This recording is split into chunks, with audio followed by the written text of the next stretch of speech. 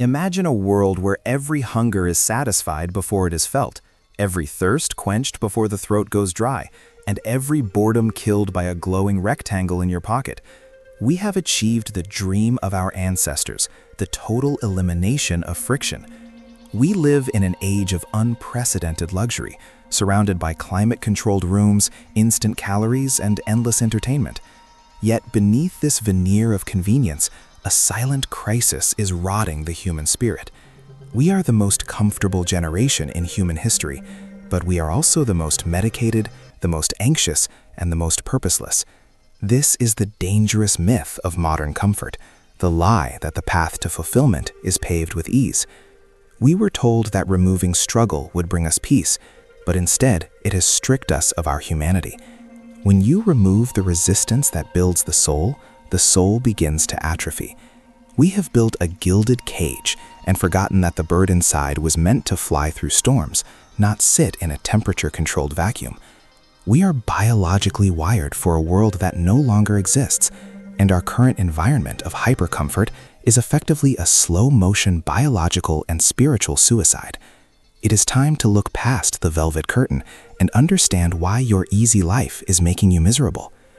To understand why comfort is killing us, we must look at the architecture of the brain. Modern neuroscience tells us about the dopamine baseline, the level of pleasure and motivation that dictates our mood.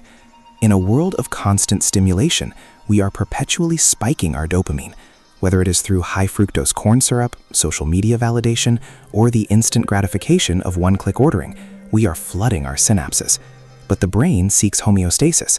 When we experience an artificial high, the brain responds by down-regulating our receptors, leading to a dopamine crash that leaves us feeling lower than where we started. This is the clinical definition of anhedonia, the inability to feel pleasure in the ordinary.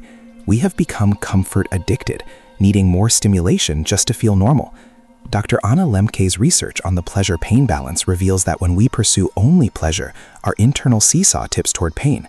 We are literally breaking our ability to experience joy by refusing to experience discomfort.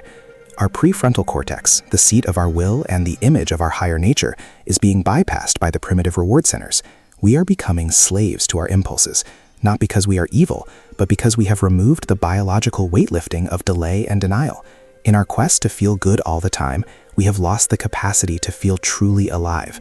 The brain requires the contrast of struggle to recognize the value of rest, but in a world of 24/7 stimulation, there is no rest, only exhaustion. Long before modern scans could map the brain, the Desert Fathers and the authors of the Philokalia understood the human psyche with terrifying precision. They spoke of the logismoi, the intrusive thoughts or seeds of passion that seek to dominate the soul. In the ascetic tradition, comfort is not seen as a blessing, but as a primary battlefield. When the body is overfed and the mind is constantly entertained, the nous, the eye of the heart, becomes clouded. The Philokalia teaches us that the belly is the mother of all passions. This isn't just about food, it's about the habit of immediate gratification. When we indulge every whim, we feed the passions, those disordered desires that pull us away from our true purpose. The ancient ascetics practiced nepsis, or watchfulness. They understood that a man who cannot say no to a piece of bread will never be able to say no to the deeper temptations of pride, anger, or despair. Modern comfort acts as a silencer for the conscience. It creates a state of acedia, a spiritual sloth or listlessness, where we are too comfortable to care about our own salvation. We have traded the sober intoxication of spiritual life for the dull hangover of material security. The Philokalia warns that when the body is pampered, the spirit becomes a prisoner. We see this today in the quiet desperation of the middle class. We have everything to live with, but nothing to live for. The ascetic path of voluntary hardship, fasting, vigils, and prayer was never about self-hatred. It was about liberation. It was about proving to the soul that it is the master of the body, not its servant. By choosing the hard path, the monks clouded the clouds of the logismoi to see the uncreated light of God. We, conversely, have built a ceiling of convenience that keeps us staring at the floor. This ancient wisdom is being rediscovered through the biological principle of hormesis. Hormesis is the phenomenon where a low dose of a stressor, something that would be toxic in large amounts, actually triggers a protective and strengthening response in the organism. Cold exposure, heat, fasting, and intense physical exercise aren't just good for you, they are biological necessities for optimal function. When we expose ourselves to these voluntary hardships, our cells activate repair mechanisms, our mitochondria become more efficient, and our stress resilience skyrockets. This is the biological echo of a profound theological truth, the theology of the cross. In the Christian tradition, the cross is the ultimate instrument of torture turned into the ultimate instrument of life. It teaches us that the way to the resurrection is through the crucifixion. There is no transformation without trauma. There is no growth with the breaking of the old self. Christ did not come to bring us a comfortable life. He came to bring us life abundant, and that abundance is forged in the furnace of trials. St. Paul says we rejoice in our sufferings, knowing that suffering produces endurance, and endurance produces character.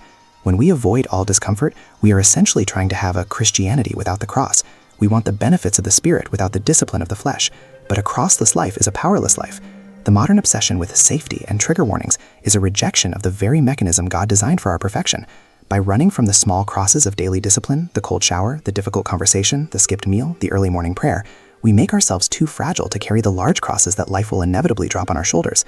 We have mistaken safety for security, forgetting that true security only comes from being the kind of person who can withstand any storm. The most dangerous byproduct of modern comfort is the atrophy of the human will. The will is like a muscle. If it is never tested against resistance, it becomes flaccid. We see this in the rising tide of learned helplessness.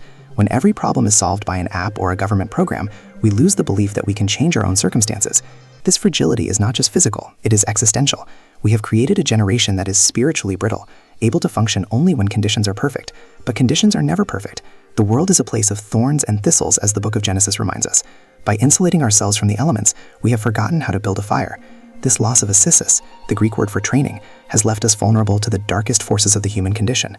When a soul has no discipline, it has no defense against despair. When the comforts inevitably fail, when the economy crashes, when the relationship ends, when the diagnosis comes, the comfortable person shatters because they have no internal scaffolding. They have spent their lives building a sandcastle on a beach of luxury, and they are surprised when the tide comes in. Clinical depression and anxiety are often the signals of a soul that knows it is ill-equipped for reality. We are designed for anti-fragility, to get better when things get hard, but we have opted for a fragile stability that can be toppled by a mean comment or a slow internet connection. We must understand that modern comfort is a sedative, not a cure. It numbs the pain of being alive, but it also numbs the joy. To reclaim our humanity, we must reclaim the will. We must learn to choose the difficult thing precisely because it is difficult. This is the narrow path spoken of in the Gospels, the path that few find because it requires the shedding of the heavy baggage of our conveniences. The solution is not to move into a cave and eat locusts, though the Desert Fathers might argue that's a good start. The solution is to integrate voluntary hardship into the heart of your modern life. You must intentionally reintroduce friction, fast from the constant drip of information. Seek out the cold, the hunger, and the silence, not because you are a masochist, but because you are a warrior in a war for your own soul. You must stop asking, how can I be more comfortable, and start asking, how can I be more capable? This is the synthesis of neuroscience and the failure. We train the brain to strengthen the spirit. When you embrace the struggle, you align yourself with the grain of the universe. You move from the golden cage to the narrow path. This path leads to a version of yourself you haven't met yet, one that is resilient, courageous, and deeply connected to the divine. The myth of comfort promised you happiness, but it gave you a hollow heart. The truth of the cross promises you a struggle, but it gives you life eternal. Choose the struggle, choose the resistance. Choose the life that cost you something, because that is the only life worth living. If this message resonated with your spirit, I invite you to join our community of modern ascetics. Subscribe to this channel as we dive deeper into the synthesis of ancient wisdom and modern science. Comment below.